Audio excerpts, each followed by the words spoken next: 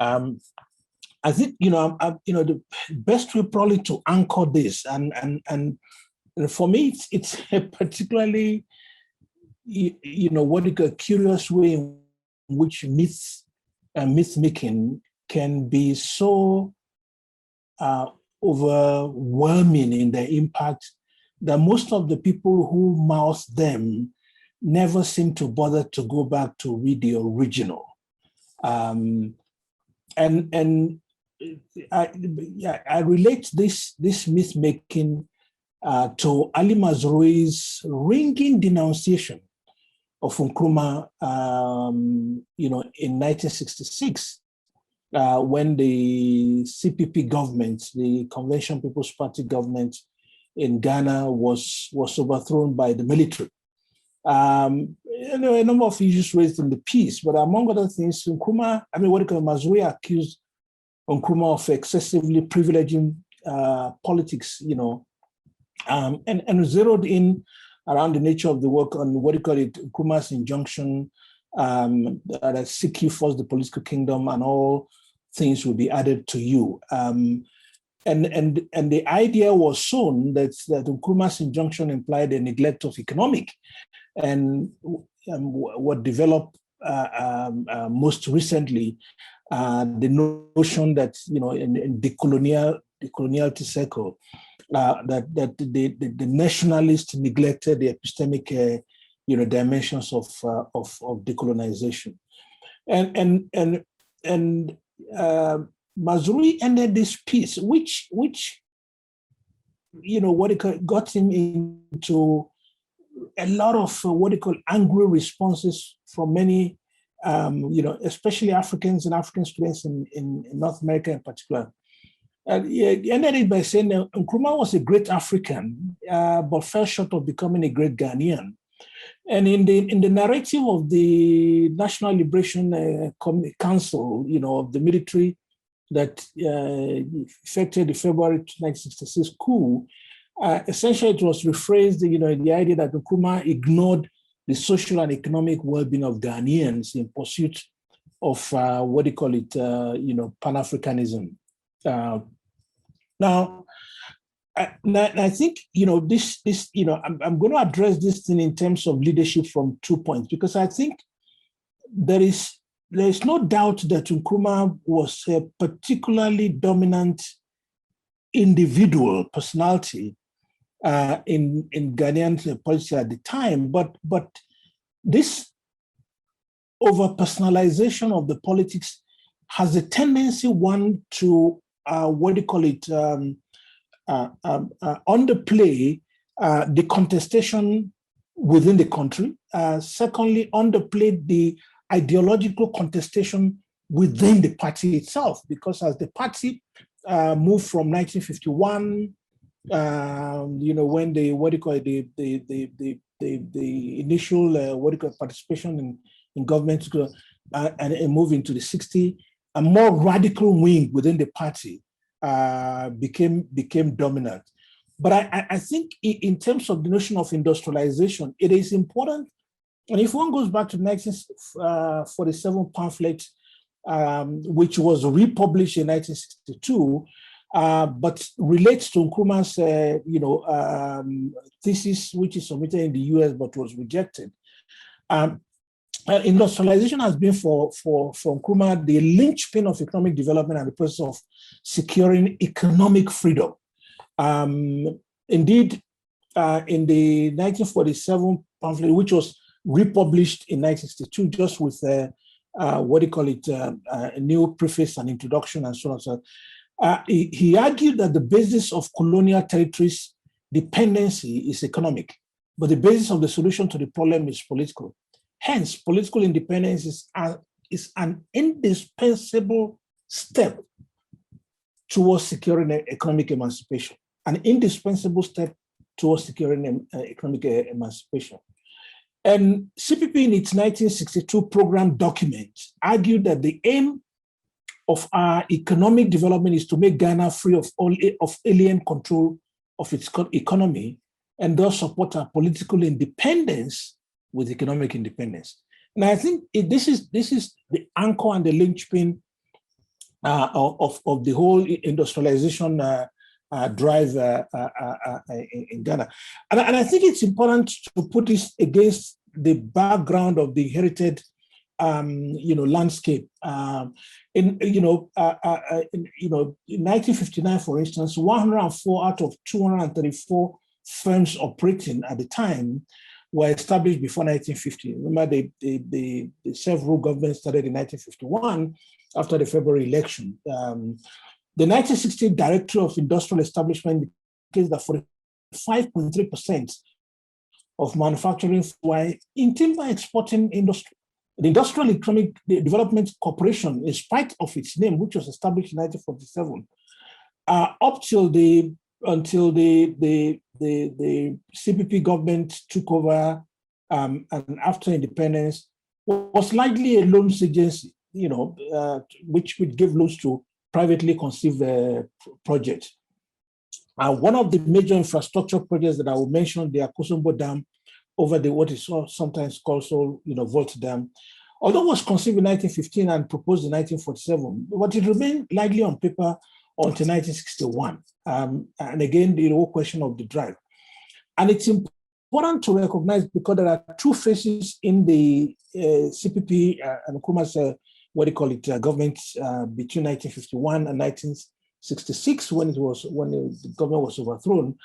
The first phase was essentially framed by a more conciliatory approach to the private sector, and they invited Arthur Lewis in 1953 to write a report in terms of industrialization project for them, and the report, which is titled "Report on Industrialization in the Gold Coast," which was what Ghana was known at the time, recommended largely a private sector-led industrialization project. The Consolidated Plan of 1957 and 1958, and the first year plan of, and it depends on how you actually look at it. I'm taking this from after independence, because there was an initial plan from 1951 to 1956, and then you have the consolidation plan, involved private sector-led efforts. Essentially, government provided necessary social and economic infrastructure, funded social services, and built more roads, upgraded the railway system, and so on and so forth. And as the case in the Nigerian example, for instance, because when we talk about state dirigism, for instance, in this, it's often against a failure to recognize that the initial effort was to allow for a private sector-led, economic development. But the result failed. I mean, in the Nigerian context, for instance, in the first National Development Plan, which was cobbled together, the realization in terms of goals, which was left likely to the private sector, was about 32%, of the anticipated growth, something like this. But in terms of the pursuit of industrialization, which essentially one will argue took a different shift in the 1964-70 development plan, but was evident in the 1962 CPP document in terms of a more aggressive approach. The whole process was around an interlocking understanding of what is required in terms of industrialization process.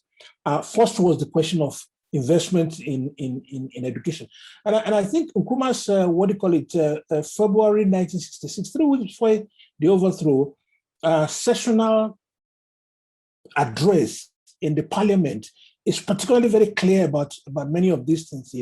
A massive investment in education. I'll come back to that in a minute. Investment in research and development capability, and investment in infrastructure for industrialization.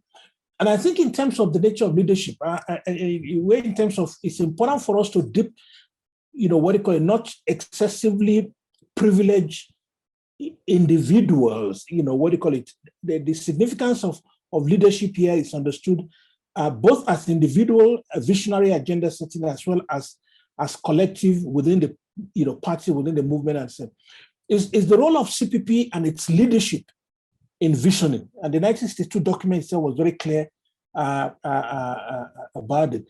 The role of the Prime Minister's officer became, after 1960 President office, in policy formulation. The Ministry of Finance and Economic, planning in development planning, which for the time was, largely, led by the Prime Minister's office and so on, and industrial development cooperation in terms of policy implementation and pushing the thing. And if we look at the nature of the investment in education, and this Nkrumah's Ghana shared with Awolowo's Western Nigeria in a large way. In 1964-65, for instance, there were 9,988 primary and middle schools with an enrollment of 1.3 million spread throughout the country. I always say this in terms of relation between Ghana and Nigeria and this and that. The difference was that in the case of Ghana, you had a national leadership with a national notion of cohesion, of the nation, regardless of the way in which the opposition was largely regional and ethnic, which didn't shy away from using what we may call these days, violent means of trying to overthrow or reject democratically, outcome of elections. 89 secondary schools with 32,972 students, 47 teacher training colleges with 10,165 enrollment, 11 technical schools, and 3 universities, 1 for science and technology. And that was for a population of 7.5 million. By contrast, around this same time, you had 5 universities, in Nigeria with a country of almost 52 million, by contrast. But what was also important is the investment in R&D, capability in terms of beefing up technical capability. The Ghana Academy of Science, which celebrated its 6th anniversary in November 1965, which would have made it established in 1959, had been established in the frame of the way we understand Academy of Science, say, for instance, currently in China, or formerly in Soviet Union, or we say in Cuba, for instance. The Academy of Science, apart from the universities, but working in partnership with university, that by 1965, the Academy of Science had established 6 research institutes: food science, technology, aquatic biology, geology, geophysics, industrial standards, and marine. And in 1960, several research institutes in the advanced stage of planning. There was the Institute of Glass and Ceramics, Institute of Metallurgy, Institute of Wildlife Research, Institute of Research Development, and the Center for Production of Scientific Instruments.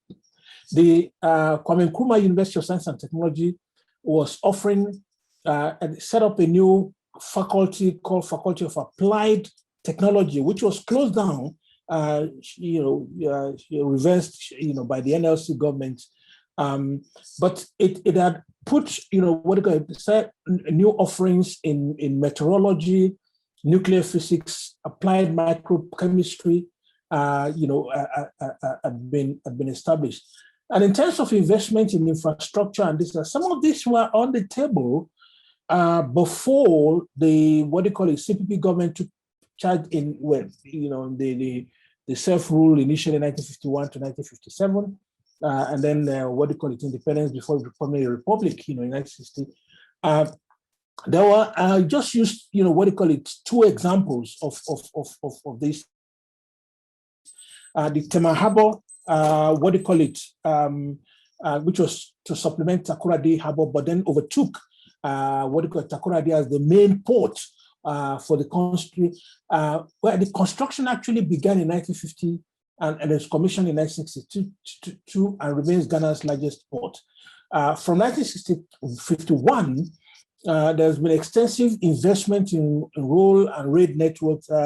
And if you read some of the kind of right-wing materials coming out of the United States at the time, you say, the government inherited a massive, reserve. But this was a reserve that was kept in London. This was Ghana cocoa products, kept in London, in which the British government could use, borrow from, much like the way in which the French government continued to handle resources of its former colonies in Africa.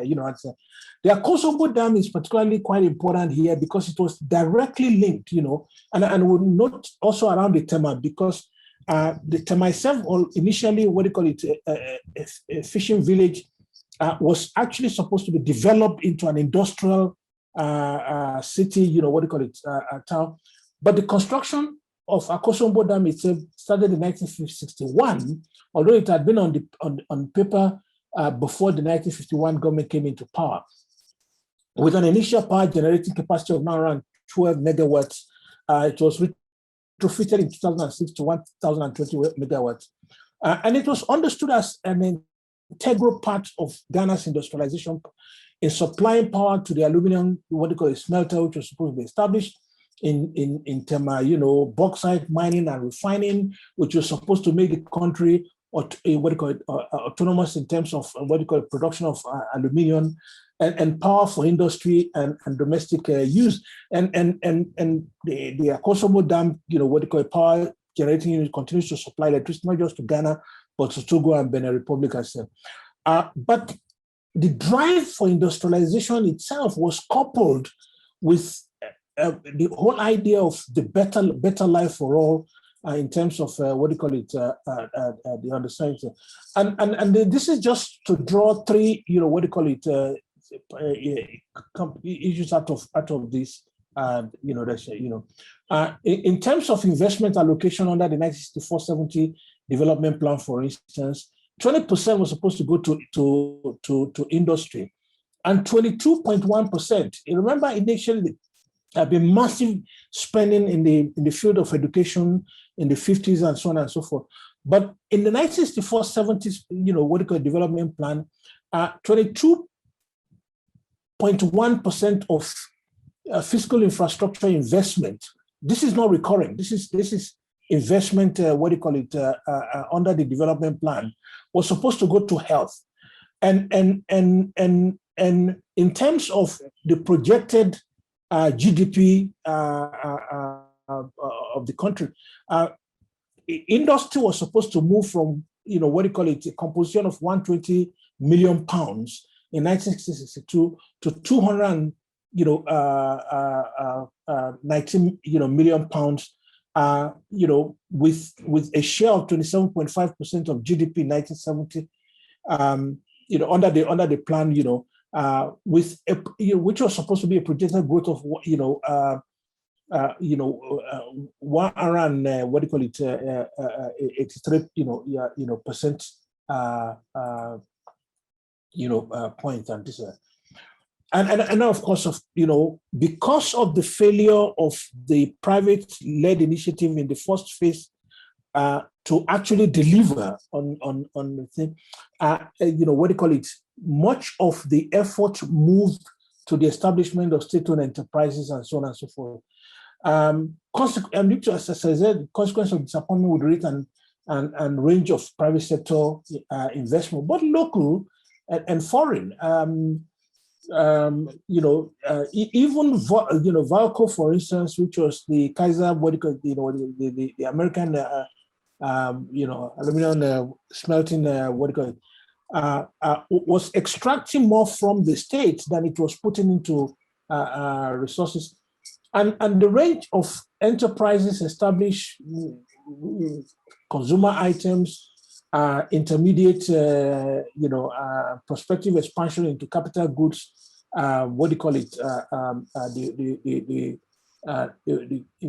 increasing the capability of the country to produce capital goods, I'm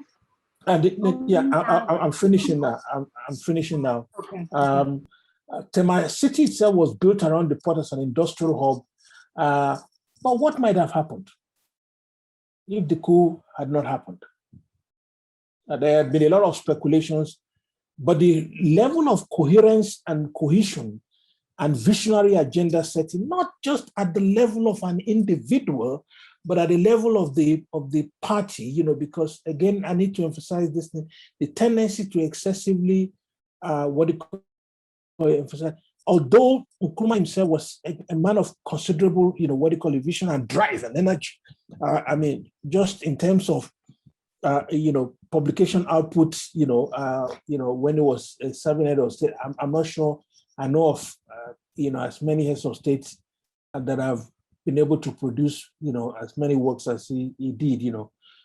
Despite the spate of divestment and privatization under the NLC, some like the GIHOC distillery companies, you know, which was established in 1958 and the first in West Africa, continue to flourish. I thank you.